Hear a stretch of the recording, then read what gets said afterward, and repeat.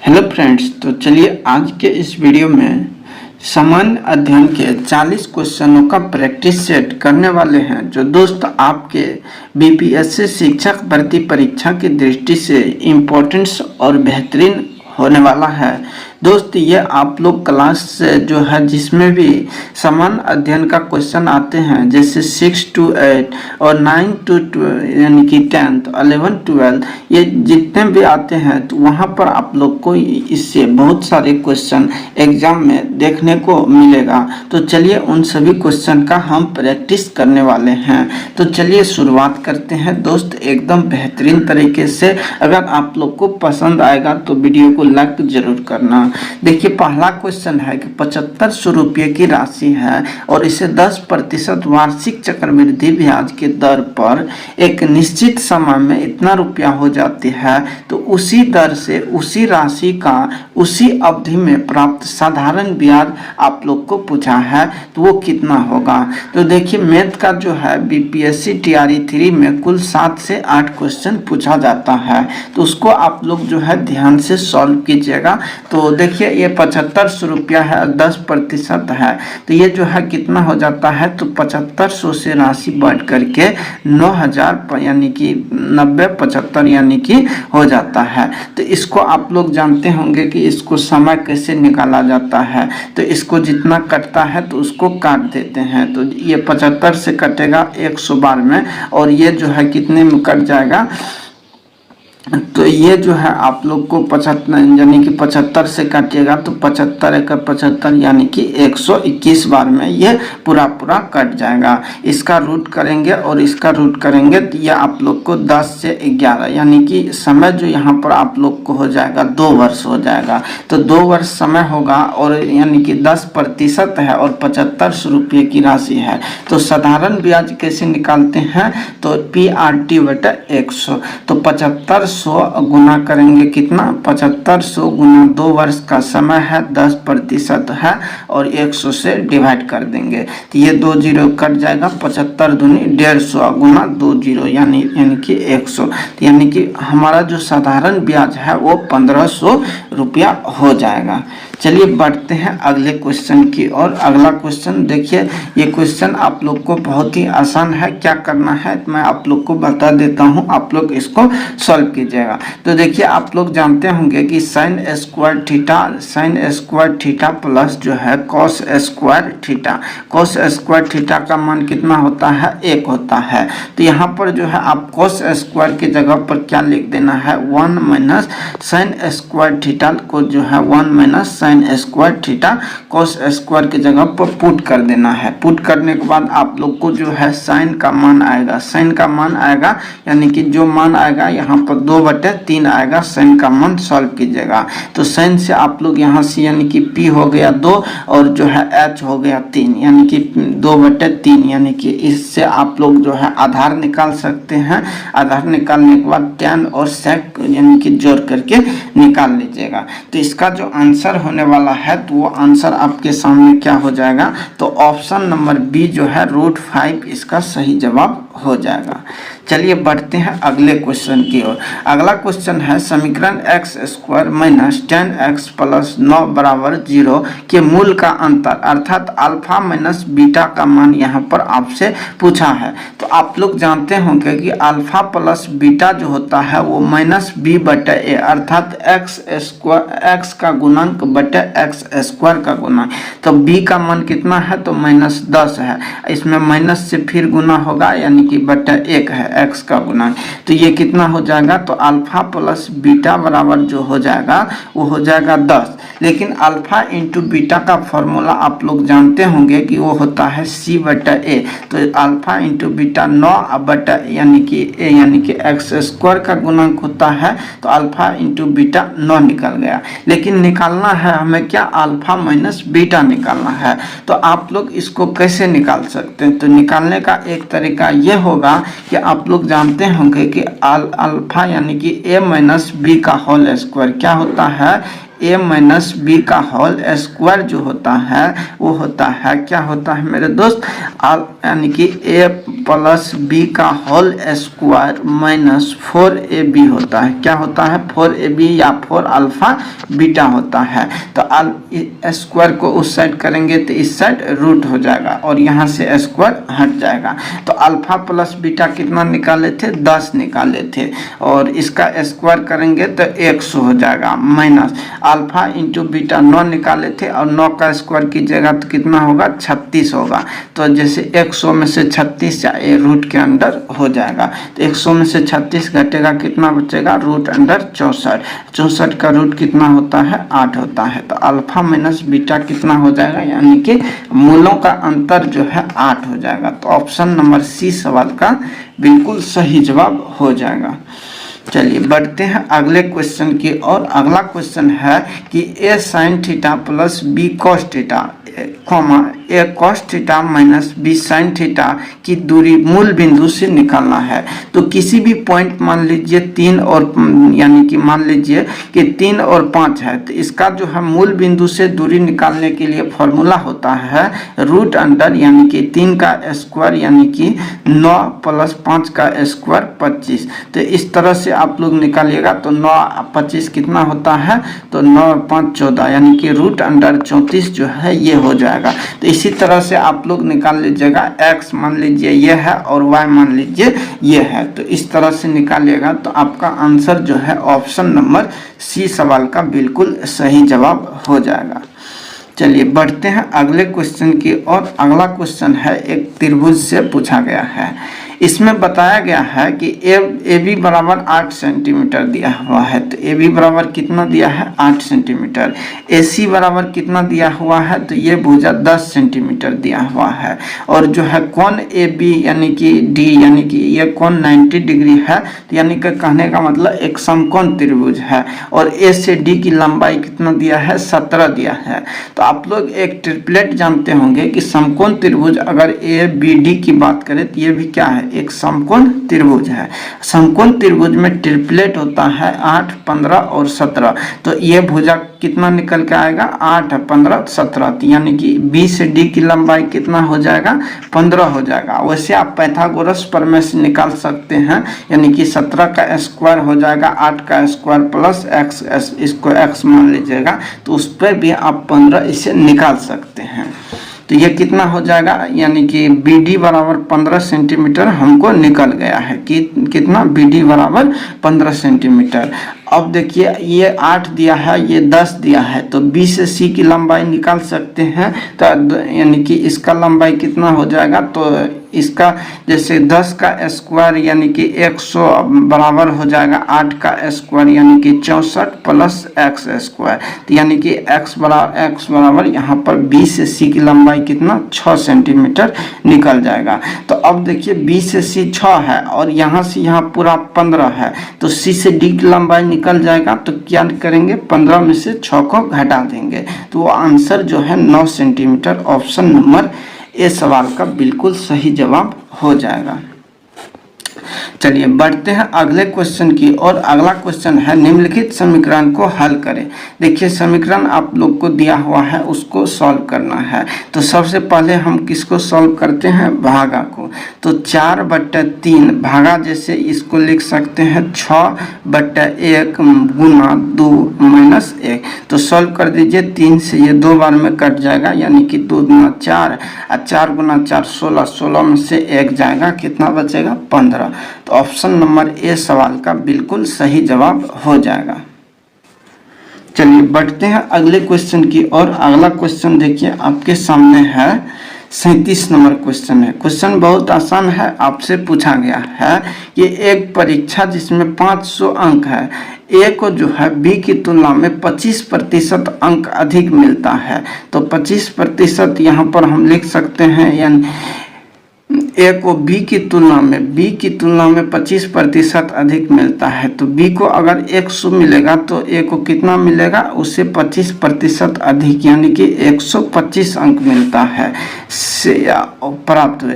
B को सी की तुलना में 60% अधिक अंक प्राप्त होता है, तो सी से 60% अधिक, तो यानी कि सी को अगर 100 मिलता है तो उससे 160 यहाँ बी को मिलेगा। इसी तरह आगे आप लोग जो है सी को डी से 20% कम मिलता है, डी की तुलना में 20% कम मिलता है, ये सी है। और नेक्स्ट जो यहाँ पर होगा डी होगा, तो डी को कितना मिलता है, सी से 20% कम, अगर 100 अगर डी को मिलेगा तो उससे 20% कम 80 सी को मिलता है। तो ए बी सी का आप लोग इसको रेशियो निकाल सकते हैं। और ए के 80% यदि ए को 80% मिलता है तो डी को कितना अंक प्राप्त होगा। तो इस तरह से आप लोग ए बी सी डी का रेशियो निकाल लेगा तो आप लोग आसानी से इसको सॉल्व कर लीजिएगा। तो इसका जो सही जवाब हो जाएगा वो क्या आंसर आएगा, तो इसका सही जवाब इसमें आंसर नहीं दिया है, तो उपर्युक्त में से यानी कि कोई नहीं इसका आंसर होगा, क्योंकि इसमें जो डी का प्रतिशत अंक निकलेगा वो कितना निकलेगा, तो डी का जो प्रतिशत अंक निकलने वाला है वो आप 50% निकलेगा, जो कि ऑप्शन में नहीं दिया है। तो आप लोग इसको एक बार देख लीजिएगा, क्योंकि जैसे वीडियो लंबा हो जाएगा, जैसे सॉल्व करेंगे तो वीडियो लंबा हो जाएगा। तो चलिए अब जीके के पार्ट को हम इस वीडियो में देखते हैं। तो जीके में जो है आप लोग के क्वेश्चन पूछा गया है बिहार से। तो बिहार में लोकसभा सीट 40 है, तो राज्यसभा सीट कितनी है, तो बिहार राज्यसभा में कितनी सीट है, तो वो 16 सीट है। आप लोग इसको याद रखेंगे। कितने सीट है, बिहार राज्यसभा में 16 सीट है। और विधानसभा में कितने सीट है, तो बिहार विधानसभा में 243 सीट है। कितने, 243। और विधान परिषद भी है, तो विधान परिषद में कितने सीट है, तो 75 सीट है। इसको हम याद रखेंगे। सबसे अधिक विधान यानी कि सभा में सीट किस राज्य में है, तो यूपी में है। कितना है, तो 403 सीट है। कितना है मेरे दोस्त, 403 है।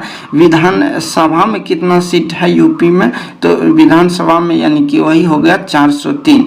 विधान परिषद में आप लोग बताइएगा कितना है यूपी में, सबसे अधिक है, लेकिन कितना है तो कमेंट कीजिएगा। जैसे लोकसभा यूपी में कितना है, सर्वाधिक है, वो सर्वाधिक कितना है, तो 80 है। और जो राज्यसभा में यूपी में कितना सीट है, 31 है, और ये सर्वाधिक सीट है। आप लोग इसको ध्यान रखिएगा। चलिए बढ़ते हैं अगले क्वेश्चन की। और क्वेश्चन है मेरे दोस्त कि बिहार सोशलिस्ट पार्टी का गठन कब हुआ था, तो बिहार में जो सोशलिस्ट पार्टी का गठन है ये कब हुआ था, तो 1931 ईस्वी में हुआ था। कब हुआ था, 1931 ईस्वी में हुआ था। और ये किसने किया था, तो बिहार में सोशलिस्ट पार्टी का गठन किसने किया था, तो ये जो है इसके सदस्य थे गंगा शरण सिन्हा। कौन थे, गंगा शरण सिन्हा, योगेंद्र शुक्ल, ये सब इसे बिहार सोशलिस्ट पार्टी के सदस्य थे। और जयप्रकाश नारायण इसके सचिव थे। और इसके अध्यक्ष जो थे आचार्य नरेंद्र देव थे। कौन थे, आचार्य नरेंद्र देव बिहार सोशलिस्ट पार्टी के अध्यक्ष थे। चलिए बढ़ते हैं अगले क्वेश्चन की। और क्वेश्चन है कि बिहार का तराई प्रदेश विस्तृत है, तो बिहार का जो तराई प्रदेश है वो कहाँ से कहाँ तक विस्तृत है, वो आप लोग को बताना है। तो बिहार का जो तराई प्रदेश है भारत नेपाल सीमा के समानांतर विस्तृत है। कहाँ, भारत और नेपाल के सीमा के समानांतर विस्तृत है। इसको हम याद रखेंगे। देखिए चलिए देखते हैं अगले क्वेश्चन की। और अगला क्वेश्चन है मेरे दोस्त कि बिहार का जो नेक्स्ट 41 नंबर क्वेश्चन है कि तंबाकू उत्पादन में बिहार देश में कौन सा स्थान है, तो तंबाकू उत्पादन में जो बिहार का स्थान है वो 6ठा स्थान है। कौन सा, 6ठा स्थान है। ऑप्शन नंबर सी हो जाएगा। क्या हो जाएगा, ऑप्शन नंबर सी सवाल का बिल्कुल सही जवाब हो जाएगा। चलिए देखते हैं अगले क्वेश्चन की। और अगला क्वेश्चन है कि बिहार में सर्वाधिक अनुसूचित जनजाति वाला जिला कौन सा है। तो सबसे ज़्यादा जो अनुसूचित जनजाति है अर्थात एसटी है वो कहाँ है। तो सर्वाधिक अनुसूचित वो पश्चिमी चंपारण में है। लेकिन पूछेगा कि सबसे ज़्यादा एससी जनसंख्या कहाँ है, अनुसूचित जाति कहाँ है, तो वो गया में है। कहाँ है, गया में है। इसको हम याद रखेंगे। अगले क्वेश्चन की ओर बढ़ते हैं। अगला क्वेश्चन है कि 17वां प्रवासी भारतीय दिवस 2023 सम्मेलन कहाँ आयोजित हुआ था। तो इस सम्मेलन का आयोजन इंदौर में किया गया था। कहाँ किया गया था, इंदौर में किया गया था। और जो है 17वें प्रवासी दिवस क्यों मनाया जाता है, तो भारत में जो प्रवासी भारतीय दिवस है ये 9 जनवरी को मनाया जाता है। कब मनाया जाता है, 9 जनवरी को मनाया जाता है। और ये शुरुआत जो कब से हुआ था, तो 2003 से ये मनाने की शुरुआत हुआ था। क्योंकि 9 जनवरी 1915 को महात्मा गांधी कहाँ आते हैं, तो वो अपना देश आते हैं, यानी कि इसीलिए जो है 9 जनवरी 1915 को से ही यानी कि 2003 से प्रवासी भारतीय दिवस मनाया जाता है। 9 जनवरी 1915 के महात्मा गांधी के स्वदेश लौटने के उपलक्ष्य में। तो आप लोग इसको याद रखेंगे। और 2023 में जो मुख्य अतिथि थे प्रवासी भारतीय दिवस के, वो कौन थे, तो गुयाना के राष्ट्रपति थे मोहम्मद इरफान अली। कौन थे, मोहम्मद इरफान अली थे। इसको याद रखेंगे। नेक्स्ट अगला क्वेश्चन है कि भारत के कानून मंत्री कौन थे। तो भारत कौन वर्तमान में है वो पूछा गया है। तो वर्तमान में जो कानून मंत्री है वो अर्जुन राम मेघवाल थे। कौन है, अर्जुन राम मेघवाल है। और इससे पहले जो था कानून मंत्री वो किरण रिजिजू थे। आप लोग इसको याद रखेंगे। नेक्स्ट अगला क्वेश्चन जो आप लोग को पूछा गया है वो है फिजिक्स से। फिजिक्स क्वेश्चन है कि नेत्र लेंस की फोकस दूरी में वृद्धि हो जाती है जब नेत्र लेंस की पेशियां क्या हो जाती है, शिथिल होती है तथा लेंस पतला हो जाता है, सिकुड़ती है और लेंस मोटा हो जाता है, शिथिल होती है, लेंस मोटा हो जाता है, उपर्युक्त में से एक से अधिक या उपर्युक्त में से कोई नहीं। तो इसका सही जवाब क्या होने वाला है, तो इसका सही जवाब हो जाएगा कि शिथिल होते हैं और लेंस पतला होगा। जैसे शिथिल होता है तो उसकी जो है फोकस दूरी में वृद्धि हो जाता है। तो यही आपसे पूछा है। तो ऑप्शन नंबर ए सवाल का बिल्कुल सही जवाब हो जाएगा। चलिए बढ़ते हैं अगले क्वेश्चन की और। क्वेश्चन है कि प्रतिरोध का एसआई मात्रक क्या होता है। तो प्रतिरोध का जो एसआई मात्रक होता है वो ओम होता है। क्या होता है, ओम होता है। प्रतिरोध दोस्त है क्या, तो किसी चालक में जो धारा प्रवाहित हो रहा है उसका जो विरोध करता है वही प्रतिरोध है। इसका मात्रक ओम होता है। क्या होता है, प्रतिरोध का मात्रक ओम होता है। और प्रतिरोध आर बराबर जो फॉर्मूला होता है वो होता है क्या, तो V/I होता है। V/I होता है। जैसे वोल्टेज बढ़ेगा तो प्रतिरोध क्या है, बढ़ेगा। जैसे धारा बढ़ेगा तो प्रतिरोध घटेगा। आप लोग इसको याद रखेंगे। तो V से वोल्ट होता है, I से यानी कि धारा होता है। तो वोल्ट का मात्रक क्या हो जाएगा, V यानी कि वोल्ट, इसका मात्रक वोल्ट होता है। विभवांतर का मात्रक वोल्ट होता है। और एम्पियर यानी कि धारा का मात्रक एम्पियर होता है। तो प्रतिरोध यानी कि इसका ऐसा मात्रक अन्य हो सकता है जिसे वोल्ट बटे एम्पियर हम कह सकते हैं। ऐसे ही ओम कहा जाता है। तो याद रखेंगे। कूलम क्या है, तो आवेश का मात्रक कूलम होता है। और सीमेंस क्या है, तो सीमेंस जो है चालकता की इकाई जो है सीमेंस या मोह होता है। आप लोग इसको याद रखेंगे। चलिए बढ़ते हैं अगले क्वेश्चन की ओर। क्वेश्चन है कि कौन सा पेशी युग्म अनैच्छिक पेशी के रूप में कार्य करता है। तो कौन सा पेशी युग्म अनैच्छिक पेशी के रूप में कार्य करता है, तो वो बताना है। तो कौन करता है, या स्तरित पेशियां करता है, चिकनी पेशियां, हृदयक पेशियां या कंकाल पेशियां। तो आप लोग को बताना है। तो इसका जो सही जवाब हो जाएगा वो हो जाएगा, क्या हो जाएगा, तो वो हो जाएगा चिकनी पेशियां और हृदयक पेशियां। क्या होगा, चिकनी पेशियां और हृदयक पेशियां जो है अनैच्छिक पेशी के रूप में कार्य करती है। तो आंसर हमारा ऑप्शन नंबर बी सवाल का बिल्कुल सही जवाब हो जाएगा।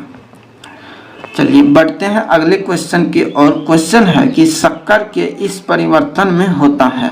तो शक्कर के जैसे इस परिवर्तन में क्या हो रहा है, तो जैसे यहाँ आप लोग देखिए, इसमें ऑक्सीजन क्या हो रहा है, जुट रहा है, तो ये क्या हो जाएगा, ऑक्सीकरण अवस्था हो जाएगा। क्या हो जाएगा, ऑक्सीकरण अवस्था हो जाएगा। तो ऑप्शन नंबर ए जो है सवाल का बिल्कुल सही जवाब हो जाएगा। चलिए बढ़ते हैं अगले क्वेश्चन की ओर। अगला क्वेश्चन है कि उस धातु को पहचान कीजिए जिसकी प्रकृति विषैली नहीं है, अर्थात वो विषैला नहीं है। तो विषैली धातु कौन सी नहीं है, तो वो सोना हमारा सही जवाब हो जाएगा, स्वर्ण। ऑप्शन नंबर बी सवाल का सही जवाब हो जाएगा। सोना अगर बात आएगा तो सोना जो है क्या है, तो सर्वाधिक के जो है अधातु वर्ण्यता एवं तन्यता धातु है। क्या है, सर्वाधिक अधातु वर्ण्यता और तन्यता धातु पूछेगा तो वो सोना है। सोना को मुद्रा धातु के नाम से भी जाना जाता है और मुद्रा धातु में 3 धातु शामिल है। कौन कौन, तो Cu कॉपर शामिल है, Au यानी कि सोना शामिल है और Ag यानी कि सिल्वर, ये यानी कि Ag सिल्वर। ये तीनों धातु किसमें, मुद्रण धातु के रूप में जाना जाता है। तो क्वेश्चन पूछेगा कि निम्नलिखित में से कौन एक मुद्रा धातु के रूप में नहीं जाना जाता है। तो ये तीनों को अगर आप लोग को याद होगा तो आप लोग इसको सॉल्व कर सकते हैं। सोना की अगर हम परमाणु संख्या की बात करें तो सोना जो है 79 नंबर पे आता है पीरियोडिक टेबल में, आप लोग इसको याद रखेंगे। नेक्स्ट है कि मैग्नीशियम बाइकार्बोनेट का सूत्र होता है। तो मैग्नीशियम बाइकार्बोनेट, तो मैग्नीशियम बाइकार्बोनेट अर्थात MgHCO3 क्या होता है, MgHCO3। तो आंसर जो है हमारा ऑप्शन नंबर जो है क्या हो जाएगा, ऑप्शन नंबर जो है ऑप्शन नंबर सी हो जाएगा, क्योंकि मैग्नीशियम की परमाणु संख्या 2 होता है। तो इसका परमाणु संख्या यहाँ जाएगा, तो आंसर जो है ऑप्शन नंबर सी हो जाएगा। MgCHCO3 का होल 2 आंसर हो जाएगा ऑप्शन नंबर सी। आप लोग इसको याद रखेंगे। अगर बात आएगा मैग्नीशियम की तो MgOH काफ़ी इम्पोर्टेंट है, क्योंकि MgOH जो होता है क्या होता है, MgOH का होल 2, इसे मिल्क ऑफ मैग्नीशिया कहा जाता है, क्योंकि इसका ये जो है एंटा एसिड के रूप में कार्य जाता है। तो इसको आप लोग एंटा एसिड के रूप में जानते हैं, तो इसको आप लोग ध्यान रखिएगा। इसे मिल्क ऑफ मैग्नीशिया MgOH के होल 2 को कहा जाता है। चलिए बढ़ते हैं अगले क्वेश्चन की ओर। क्वेश्चन है कि द्रव्यमान के आधार पर अमोनिया में नाइट्रोजन और हाइड्रोजन का अनुपात कितना होता है। तो सबसे पहले अगर आप लोग को अमोनिया का फॉर्मूला पता होगा तो आप लोग इस क्वेश्चन को सॉल्व कर लीजिएगा। तो देखिए अमोनिया का फॉर्मूला होता है NH3। क्या होता है, NH3 होता है। और इसमें पूछा है कि अमोनिया में नाइट्रोजन और हाइड्रोजन का अनुपात। तो नाइट्रोजन की आप लोग द्रव्यमान संख्या जानते होंगे कितना होता है, तो एक अणु का जो एक यानी अणु या परमाणु का नाइट्रोजन द्रव्यमान कितना होता है, 14 होता है। तो इसका 14 हो जाएगा। और एक हाइड्रोजन का द्रव्यमान कितना होता है, 1 होता है। तो 3 है तो 3 हो जाएगा, यानी कि 14:3 हो जाएगा नाइट्रोजन और हाइड्रोजन का द्रव्यमान। तो हमारा आंसर ऑप्शन नंबर बी जो है सवाल का बिल्कुल सही जवाब होगा। चलिए बढ़ते हैं अगले क्वेश्चन की ओर। क्वेश्चन है कि निम्नलिखित में से कौन सा ऊतक जड़ों से जल एवं खनिज पदार्थों का परिसंचरण करता है। तो जल से जो खनिज पदार्थ का संचरण करता है वो कौन करता है, जाइलम करता है। कौन करता है मेरे दोस्त, जाइलम ऊतक करता है। तो ऑप्शन नंबर सी सवाल का बिल्कुल सही हो जाएगा। जाइलम एक जटिल अस्थायी ऊतक है। कैसा है, जटिल अस्थायी ऊतक है, आप लोग इसको याद रखेंगे। और फ्लोएम भी एक जटिल अस्थायी ऊतक है, तो इसको आप लोग ध्यान रखना है। देखिए फ्लोएम का कार्य है कि जैसे जाइलम वहाँ तक जल और जो है खनिज लवण को पहुंचा दिया है, तो फ्लोएम अब क्या करेगा, उस जल और खनिज लवण के साथ वो अपना भोजन तैयार करके पौधा के अन्य सभी भागों में भेजने का कार्य जो है वो फ्लोएम ही करता है। तो आप लोग को बताएं कि ये दोनों क्या है, एक जटिल अस्थायी ऊतक है।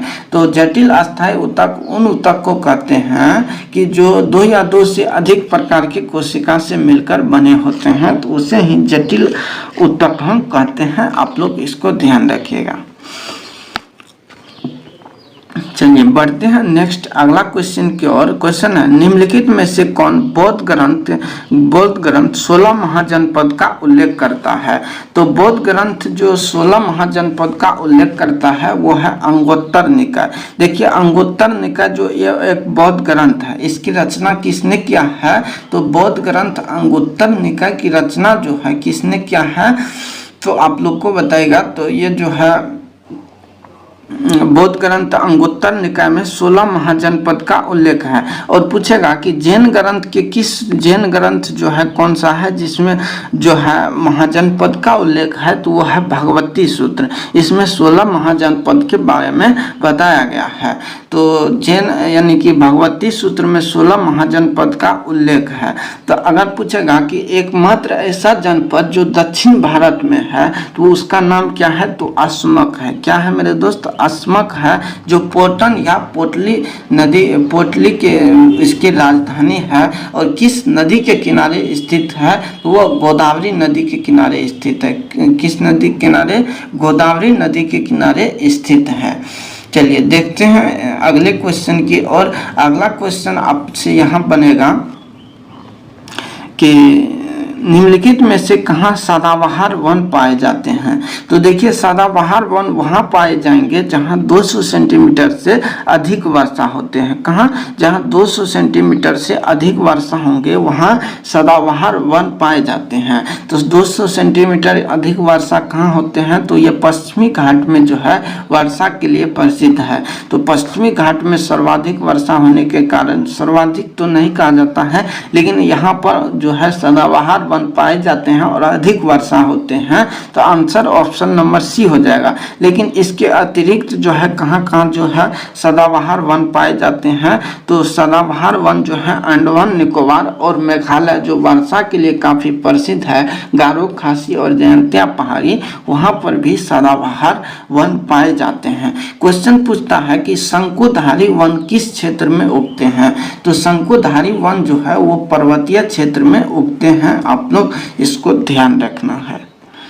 अगले क्वेश्चन की ओर बढ़ते हैं। क्वेश्चन है 1942 के कांग्रेस के बम्बई अधिवेशन में किसके द्वारा भारत छोड़ो प्रस्ताव जो है प्रस्तावित किया गया था। तो भारत छोड़ो प्रस्ताव जो है किसके द्वारा प्रस्तावित किया गया था, तो ये जवाहरलाल नेहरू के द्वारा किया गया था। तो आंसर क्या हो जाएगा, यानी कि ऑप्शन नंबर ए हो जाएगा। लेकिन आप लोग जानते होंगे कि 1942 ईस्वी यानी कि 1942 जिसे भारत छोड़ो आंदोलन जो हुआ था, 8 अगस्त 1942 को भारत छोड़ो आंदोलन हुआ था। तो आप लोग इसको जानते हैं ये कहां से शुरू हुआ था, तो बंबई के ग्वालियर टैंक से भारत छोड़ो आंदोलन की शुरुआत हुआ था। तो दोस्त इसमें भारत छोड़ो आंदोलन को अन्य नाम जो दिया गया था उसे अगस्त क्रांति के नाम से भी जाना जाता है। आप लोग याद रखना है।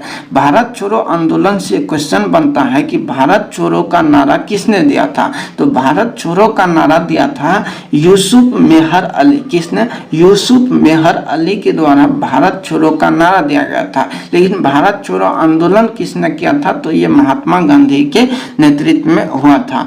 तो इस समय जो भारत छोड़ो आंदोलन हुआ था तो ये गवर्नर जनरल कौन थे, तो वो थे लिन लिथगो। कौन थे, लिन लिथगो थे, याद रखेंगे। और आंसर ऑप्शन नंबर ए होगा।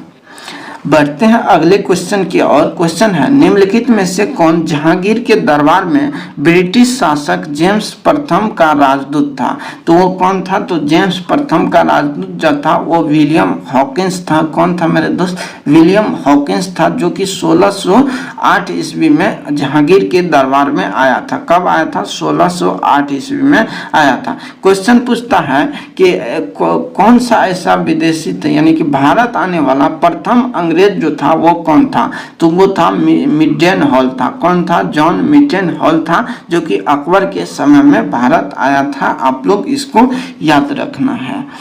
अगले क्वेश्चन की ओर बढ़ते हैं। क्वेश्चन है मेरे दोस्त, निम्नलिखित में से कौन सा एक संवैधानिक निकाय नहीं है, यानी कि उसका वो निकाय पूछ रहा है जिसका संविधान में उल्लेख नहीं किया गया है।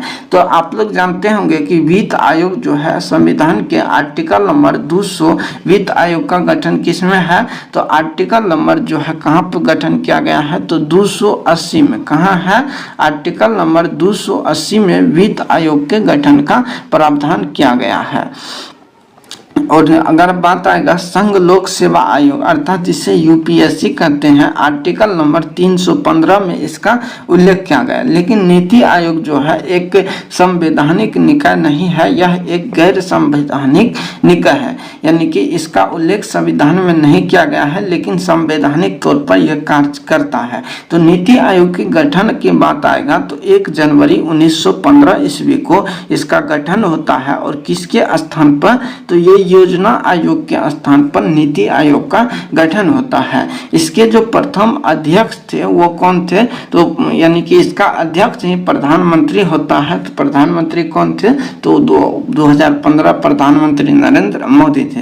तो यहाँ पर हो जाएगा। इसके प्रथम उपाध्यक्ष जो थे वो अरविंद पनगरिया थे और जो प्रथम सीईओ थे वो सिंधु खुल्लर थे, याद रखेंगे। और नीति आयोग जो है यानी कि 1 जनवरी 2015 को योजना आयोग के स्थान पर इसका गठन किया गया था। तो हमारा आंसर ऑप्शन नंबर सी हो जाएगा। चलिए बढ़ते हैं अगले क्वेश्चन की ओर। क्वेश्चन है कि चटगांव शस्त्रागार पर धावा किसके नेतृत्व में बोला गया था। तो चटगांव जो है ये बंगाल में पड़ता है और इस पर जो धावा दिया गया था तो 1930 ईस्वी में सूर्यसेन के द्वारा दिया गया था। किसके द्वारा, सूर्यसेन के द्वारा। और इसे अन्य नाम से किस नाम से जाना जाता है, तो मास्टर दा के नाम से किसे जाना जाता है, क्वेश्चन पूछेगा तो वो सूर्यसेन को जाना जाता है। तो आंसर ऑप्शन नंबर सी हो जाएगा।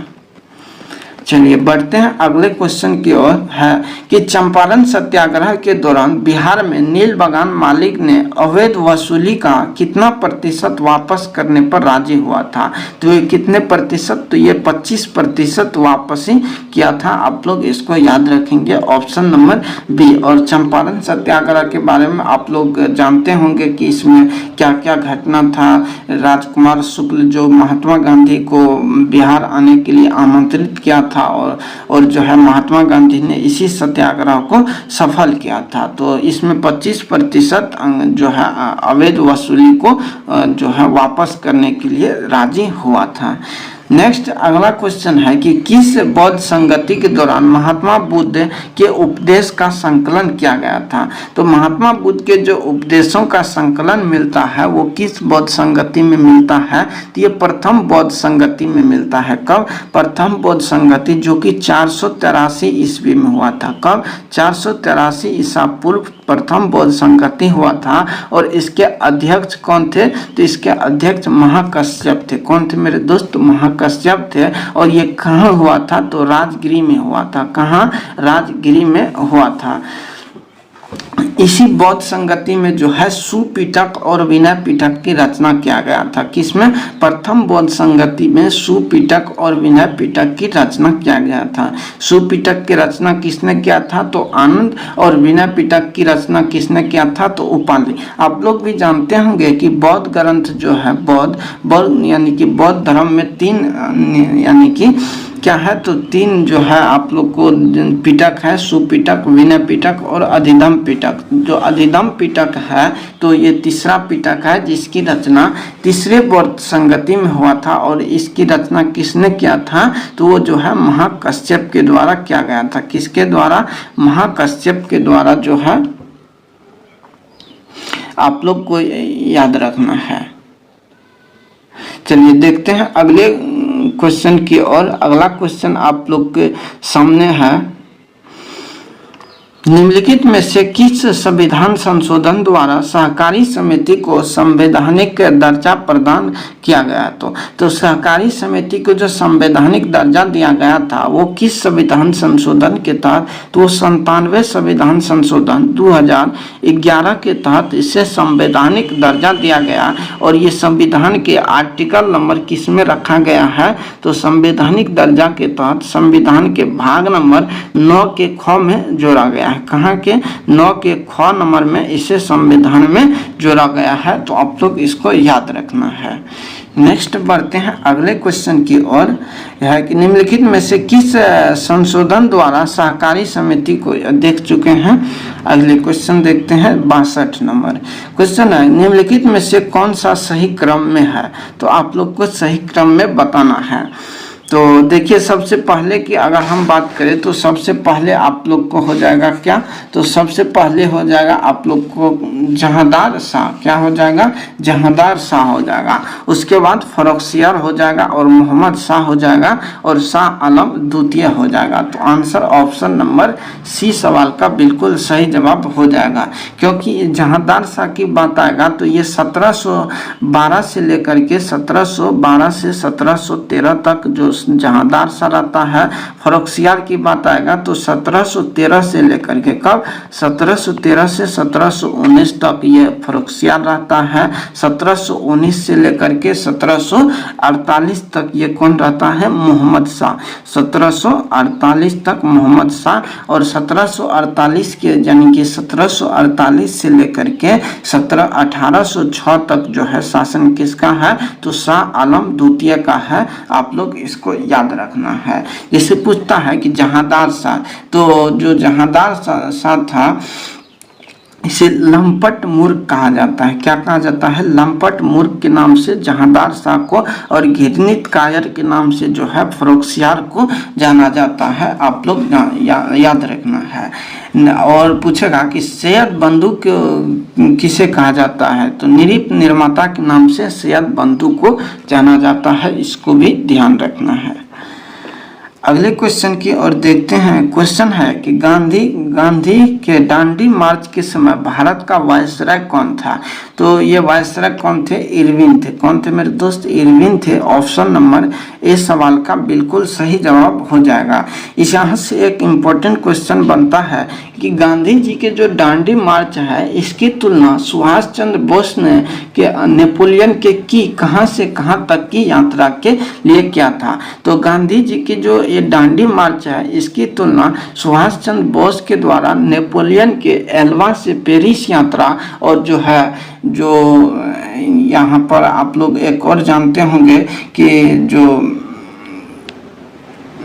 मुसोलिनी के जो है मुसोलिनी के मिलन से रोम की यात्रा की रोम मार्च की तुलना किया है सुभाष चंद्र बोस के द्वारा। तो आंसर ऑप्शन नंबर ए सवाल का बिल्कुल सही जवाब हो जाएगा।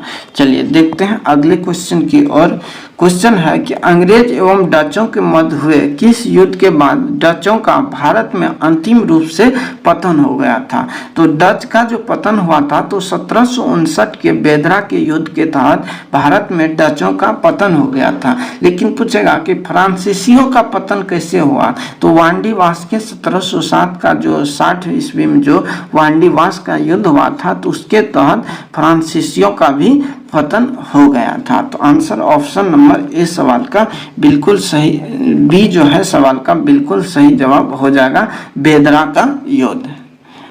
अगले क्वेश्चन है कि निम्नलिखित में से कौन सा एक प्रशांत महासागर की जलधारा नहीं है? तो प्रशांत महासागर की जलधारा नहीं है वो पूछा है। अगर हम बात करें प्रशांत महासागर की जलधारा की तो प्रशांत ये अगुलभास जो है ये कहाँ की धारा है? ये हिंद महासागर की धारा है। और ये कैसी धारा है? तो अगुलभास जो है एक गर्म धारा है। कैसी? गर्म जलधारा है, याद रखेंगे। और अलास्का की जलधारा, ओयोसियो की जलधारा ये प्रशांत महासागर की जलधारा है। आप लोग इसको याद रखना है।